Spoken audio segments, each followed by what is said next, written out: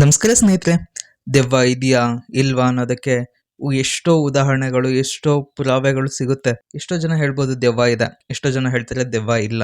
ದೆವ್ವ ಇದೆ ಇಲ್ಲ ಅಂತ ಹೇಳೋರು ಯಾರು ಗೊತ್ತಾ? ಯಾರ ಜೀವನದಲ್ಲಿ ನಿಜವಾಗ್ಲೂ ದೆವ್ವದ ಎಕ್ಸ್ಪೀರಿಯನ್ಸ್ ಆಗಿರುತ್ತೋ ಅವರು ದೆವ್ವ ಇದೆ ಅಂತ ನಂಬ್ತಾರೆ. ಯಾರ ಜೀವನದಲ್ಲಿ ನಿಜವಾಗ್ಲೂ ದೆವ್ವದ ಎಕ್ಸ್ಪೀರಿಯನ್ಸ್ ಆಗಿರಲ್ವೋ ಅಥವಾ ನೆಗೆಟಿವಿಟಿ ಎನರ್ಜಿ ಅವರು ಫೀಲ್ ಮಾಡಿರಕ್ಕೆ ಸಾಧ್ಯ ಇಲ್ವೋ ಅವ್ರು ಹೇಳ್ಬೋದು, ಇಲ್ಲ ನಾನು ನಂಬಲ್ಲ, ಬಟ್ ದೆವ್ವ ಇರ್ಬೋದೇನೋ ಗೊತ್ತಿಲ್ಲ, ಆದ್ರೆ ನಾನು ನಂಬಲ್ಲ, ದೆವ್ವ ಇಲ್ಲ. ವಾಟ್? ಹೇಗಿದೆ ಹೇಳಿ? ನಂಬ್ತಾರಂತೆ ಆದ್ರೆ ನಂಬಲ್ಲ ಅಂತೆ. ಈ ತರ ಮಧ್ಯದಲ್ಲಿರೋರು ಇರ್ತಾರೆ. ಅಂದ್ರೆ ಅರ್ಥಾತ್ ಅವರು 50-50 ನಂಬೋದು ಇಲ್ಲ, ನಂಬ್ತೀನಿ ಅನ್ನೋದು ಇಲ್ಲ, ಈ ತರ. ಆದ್ರೆ ಕೆಲವೊಬ್ರಂದ್ರು ವಾದಿಸ್ತಾರೆ, ಹೆವಿ ಮೊಂಡು ವಾದ ಅಂತಾರಲ್ಲ ಹಾಗೆ.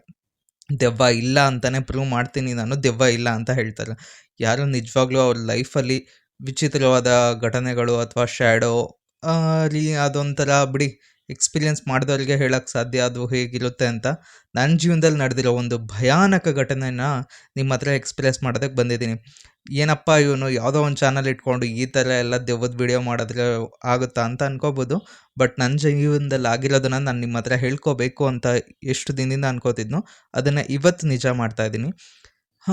ನಾನು ಅವತ್ತು ರಾತ್ರಿ ಮಲ್ಕೊಂಡಾಗ ಅರೌಂಡ್ 11:45, 12 ಗಂಟೆ ಆಗ್ತಾ ಬಂದಿತ್ತು. ಆಸ್ಪಾಸು ಅಮಾವಾಸ್ಯೆ ಹಿಂದೆ ಮುಂದೆನೆ. ಅವತ್ತು ನೈಟ್ ನಾನು ಫೋನ್ ಯೂಸ್ ಮಾಡಿ 11:45ಗೆ ಎತ್ತಿಟ್ಟಿದ್ದೀನಿ. ನಾನು ಇನ್ನೂ ನಿದ್ದೆಗೆ ಹೋಗಿಲ್ಲ. ನಾನು ಆಲ್ಮೋಸ್ಟ್ ಫೋನ್ನ ಎತ್ತಿಟ್ಟು ಒಂದು 5-10 ನಿಮಿಷ ಅಥವಾ ಕೆಲವೊಂದ್ಸಲ ನಿದ್ದೆನೇ ಬರಲ್ಲ, ಅರ್ಧ ಗಂಟೆ ಗಂಟ ವೆಯ್ಟ್ ಮಾಡ್ತೀನಿ. ಅವತ್ತು ಮಲ್ಕೊಂಡಾಗ ನಾನು ಇನ್ನೂ ಕಣ್ಣು ಮುಚ್ಚಿದ್ದೀನಿ. ಏನೇನೋ ಥಿಂಕ್ ಮಾಡ್ತಾ ಇರ್ತೀನಿ. ಡೇಟು ಏನೆಲ್ಲ ಆಗಿದೆ ಬೆಳಗ್ಗೆಯಿಂದ, ಏನು ಮಾಡಬೇಕು ಅಥವಾ ಏನಾದರೂ ಯೋಚನೆ ಮಾಡ್ತಾ ಇರ್ತೀವಲ್ಲ, ಹಾಗೆ ಯೋಚನೆ ಮಾಡ್ಕೊಂಡು ಮಲಗಿದ್ದೀನಿ. ನಾನು ನಿದ್ದೆಗೆ ಹೋಗಿಲ್ಲ. ನಮ್ಮ ಮನೆ ಪಕ್ಕದಲ್ಲಿ ಫುಟ್‌ಪಾತ್ ಇದೆ. ನಾನು ಹಳೆ ಮನೆಯಲ್ಲಿದ್ದಿದ್ದು.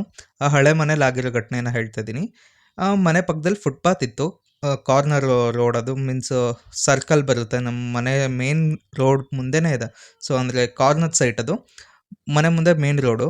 ಫುಟ್‌ಪಾತ್ ಎಂಡಿಂಗಲ್ಲಿ ಯಾರೋ ಒಬ್ಬರು ನಡ್ಕೊಂಡು ಬರ್ತಾ ಇದ್ದಾರೆ. ಮೀನ್ಸ್ ಫುಟ್‌ಪಾತ್ ಮೇಲೆ ಯಾರೋ ನಡ್ಕೊಂಡು ಹೋದ್ರು ಕೇಳಿಸುತ್ತೆ. ನಮ್ಮ ರೂಮಲ್ಲಿ, ನನ್ನ ರೂಮಲ್ಲಿ ಅದು ಸೌಂಡ್ ಕೇಳಿಸುತ್ತೆ. ಅದು ನಾನು ಫೀಲ್ ಮಾಡಿದ್ದೀನಿ. ಯಾರೋ ನಾರ್ಮಲ್ ಪೀಪಲ್ ನಡ್ಕೊಂಡು ಹೋದ್ರು ಗೊತ್ತಾಗುತ್ತೆ ಯಾರೋ ಬರ್ತಾ ಇದ್ದಾರೆ ಆ ಫುಟ್‌ಪಾತ್ ಮೇಲೆ ಅಂತ. ಸೊ, ಯಾರೋ ಒಬ್ಬರು ನಡ್ಕೊಂಡು ಬರ್ತಾ ಇದ್ದಾರೆ. ಅದು ಹೇಗೆ ಅಂದರೆ ನಗ್ತಾ ಇದ್ದಾರೆ, ಅಳ್ತಾ ಇದ್ದಾರೆ. ಅರ್ಥಾತ್ ಅದನ್ನು ನಾವು ನಿಜವಾಗ್ಲೂ ಫೀಲ್ ಮಾಡಕ್ಕೆ ಆ ಥರ ಯಾರು ಒಬ್ಬರೇ ವ್ಯಕ್ತಿ ಮಾಡಕ್ಕೆ ಸಾಧ್ಯ ಇಲ್ಲ. ಆದರೆ ಅದೊಂದು ನೆಗೆಟಿವ್ ಎನರ್ಜಿ ಅಂತ ಹೇಳ್ತೀನಿ. ಆದರೆ ನನ್ನ ಪ್ರಕಾರ ಅದು ನೆಗೆಟಿವ್ ಎನರ್ಜಿ ಅನ್ನೋದಕ್ಕಿಂತ, ದೆವ್ವ ಅನ್ನೋದಕ್ಕಿಂತ ಹೆವಿ ಶಕ್ತಿಶಾಲಿ ಇರುವಂಥ ಜಿನ್ ಅಂತ ಹೇಳೋದಕ್ಕೆ ಇಷ್ಟಪಡ್ತೀನಿ. ಅಲ್ಲ, ಅದು ಜಿನ್.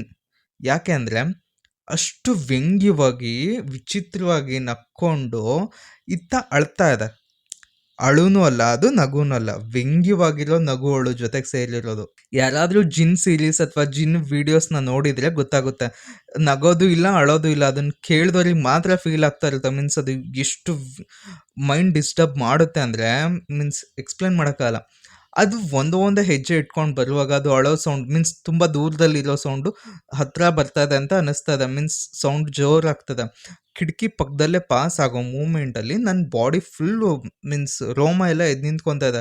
ನನಗೆ ಗೊತ್ತಾಗ್ತಿದೆ ನೆಗೆಟಿವ್ ಎನರ್ಜಿ ಬರ್ತಾ ಇದೆ ನನ್ನ ಆಸುಪಾಸು. ನನಗೆ ಏನಕ್ಕೆ ನೆಗೆಟಿವ್ ಎನರ್ಜಿ ಬರ್ತಿದೆ ಅಂತ ಗೊತ್ತಾಗುತ್ತೆ ಅಂದರೆ, ನಾನು ಹಿಂದೆ ತುಂಬ ಸಲ ನೆಗೆಟಿವ್ ಎನರ್ಜಿ ಫೀಲ್ ಮಾಡಿಬಿಟ್ಟಿದ್ದೀನಿ. ಹಾಗಾಗಿ ಅದು ನಮ್ಮ ಅಜ್ಜಿ ರೀಸನ್ನಿಂದನೇ ನಾನು ತುಂಬ ನೆಗೆಟಿವ್ ಎನರ್ಜಿ ಫೀಲ್ ಮಾಡಿಬಿಟ್ಟಿದ್ದೀನಿ. ಹಾಗಾಗಿ ಆ ನೆಗೆಟಿವ್ ಎನರ್ಜಿ ಹೇಗೆ ಬಂತು ಅಂತ ಗೊತ್ತಾಯಿತು. ಓಕೆ, ಇಲ್ಲಿ ಪಾಸ್ ಆಗ್ತದೆ. ನಾನು ಏನೂ ಮಾಡೋಕ್ಕಾಗಲ್ಲ. ಮೀನ್ಸ್ ಬಾಡಿ ಏನೂ ಮಾಡೋಕ್ಕಾಗಲ್ಲ. ಕೈ ಕಾಲು ಅಲ್ಲಾಡ್ಸೋಕ್ಕಾಗಲ್ಲ. ಯಾವ ಮೂಮೆಂಟ್ಸ್ ಇರಲ್ಲ ಅದು ಪಾಸ್ ಆಗೋವರೆಗೂ. ಸೊ, ನಾನು ಅಂದ್ಕೊಂಡೆ, ಓಕೆ, ನನ್ನ ಕೈಲಿ ಏನೂ ಮಾಡೋಕ್ಕಾಗಲ್ಲ, ಈಗ ಜಸ್ಟ್ ಗಮನಿಸೋಣ, ಏನಾಗ್ತದೆ ಗಮನಿಸೋಣ. ನನ್ನ ಕಿಟಕಿಯಿಂದ ಪಾಸ್ ಆಗ್ತದೆ ಅಳು ನಗು ಜೊತೆಗೆ. ಪಾಸ್ ಆಯಿತು. ಮುಂದೆ ಇನ್ನೊಂದು 2 ಬಿಲ್ಡಿಂಗ್ ದಾಟ್ತು. ಅರ್ಥಾತ್ ಅಲ್ಲಿಂದ ನಾಯಿಗಳು ಬೊಗಳಕ್ಕೆ ಶುರು ಮಾಡಿದ್ವು. ಈ ಕಾರ್ನರಲ್ಲಿ ಫುಟ್‌ಪಾತ್ ಮೇಲೆ ನಾಯಿಗಳು ಬೊಗಳಿಲ್ಲ. ಅದು ಮುಂದೆ ಹೋಗ್ತಾ ಯಾವಾಗಾದ್ರೆ ಅಳು ನಿಧಾನಕ್ಕೆ ಕಡಿಮೆ ಆಯಿತೋ, ನಾಯಿಗಳು ಆಗ ಜೋರಾಗಿ ಬೊಗಳಕ್ಕೆ ಶುರು ಮಾಡಿದ್ವು. ನನಗೆ ಅವತ್ತೊಂದು ಎಕ್ಸ್‌ಪೀರಿಯನ್ಸ್, ಬ್ಯಾಡ್ ಎಕ್ಸ್‌ಪೀರಿಯನ್ಸೇ ಅನ್ಬೋದು. ನಾನು ಅದು ಅವತ್ತು ನಮ್ಮ ಮನೇಲಿ ಹೇಳಕ್ಕೆ ಹೋಗಲಿಲ್ಲ. ನಾನು ನಮ್ಮಮ್ಮಂಗೆ ಹೇಳಿದ್ರೆ ನಮ್ಮಮ್ಮ ಗಾಬರಿ ಆಗ್ತಾರೆ, ಭಯ ಬೀಳ್ತಾರೆ. ನಾನು ಓಕೆ, ಇದನ್ನು ಬೆಳಗ್ಗೆ ಹೇಳೋಣ, ಈಗ ಹೇಳಿದ್ರೆ ಸುಮ್ಮನೆ ಅವರು ಟೆನ್ಷನ್ ಮಾಡ್ಕೊಂಡು ಮಲ್ಕೋತಾರೆ, ನನ್ನನ್ನು ಎಬ್ಬಿಸ್ಬಿಡ್ತಾರೆ. ಬೇಡ ಅಂದ್ಕೊಂಡು ನಾನು ಮಲ್ಕೊಂಡೆ.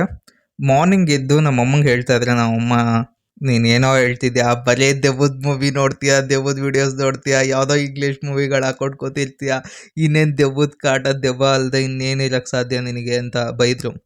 ಆದ್ರೆ ನಿಜ ಜೀವನದಲ್ಲಿ ಯಾರಾದ್ರೂ ದೆವ್ವದ ಎಕ್ಸ್‌ಪೀರಿಯನ್ಸ್ ಮಾಡಿದ್ರೆ ಮಾತ್ರ ಅವ್ರಿಗೆ ಗೊತ್ತಿರುತ್ತೆ, ಈ ದೆವ್ವದ ಎಕ್ಸ್‌ಪೀರಿಯನ್ಸ್ ಹೇಗಿರುತ್ತೆ ಗುರು ಅಂತ.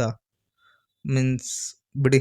ಬಾಡಿ ಕೈ ಕಾಲು ಪ್ಯಾರಾಲಿಸಿಸ್ ಸ್ಲೀಪ್ ಪ್ಯಾರಾಲಿಸಿಸ್ ಕಣಪ್ಪ ಅದು. ವಿದ್ಯಾಂತರು ಹೇಳೋದು. ಸ್ಲೀಪ್ ಪ್ಯಾರಾಲಿಸಿಸ್ಸು.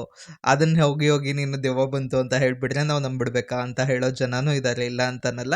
ಆದ್ರೆ ಹೌದು, ನಮ್ಮ ಜೀವನದಲ್ಲಿ ಯಾವಾಗ ನೆಗೆಟಿವ್ ಎನರ್ಜಿನ ಫೀಲ್ ಮಾಡ್ತೀವಿ, ಆಗ ನಮಗೆ ನಿಜವಾಗ್ಲೂ ಅದ್ರ ಬಗ್ಗೆ ಗೊತ್ತಾಗುತ್ತೆ ಅಂತ ಅನ್ಸುತ್ತೆ.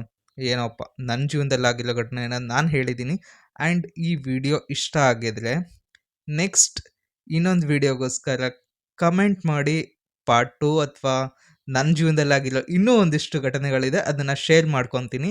ಹಾಗೆ ನಿಮ್ಮ ಹತ್ರ ಯಾವುದಾದ್ರೂ ದೆವ್ವದ ಎಕ್ಸ್‌ಪೀರಿಯನ್ಸ್ ಆಗಿರೋ ಘಟನೆಗಳಿದ್ರೆ ಕಮೆಂಟ್ ಸೆಕ್ಷನಲ್ಲಿ ಮೆನ್ಷನ್ ಮಾಡಿ ನಾನು ನಿಮ್ಮನ್ನ ಕಾಂಟ್ಯಾಕ್ಟ್ ಮಾಡ್ತೀನಿ. ಸೊ ಶೇರ್ ಮಾಡ್ಕೋಬೋದು. Thank you for watching my